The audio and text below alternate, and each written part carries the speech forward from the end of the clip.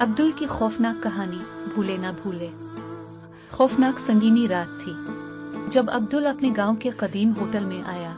ये होटल कई सालों से खाली पड़ा था और बदबूदार माहौल से भरपूर था। इस होटल की कहानियां मुहाफिजों के बीच में छुपी थी जो कहते थे कि यहाँ रात को आवाजें आती हैं और एक साया गिरदाब के तौर पर घूमता है। अब्दुल ने होटल के अंदर जिसे कदम रखा और वहां की घुटने कुनपने वाली हवाओं और खामोशी का एहसास महसूस किया। इसके दिल की धड़कन तेजी से बढ़ने लगी, मगर वो दूसरे काम में मसरूफ था। रात के साया ने ऊँटनी की तरह ओढ़ लिया था और कुम्स भी तबीयत की पकड़ में आ गई थी।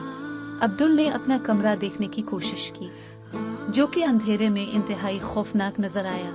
एक पुराना बिस्तर, पुरानी तस्वीर और एक मदफून माहौल ने इसे मुस्तरब कर दिया। अब्दुल के दिल का धड़कन अब और भी तेज हो गई थी, जैसे कि कोई अंदर से आ रहा हो।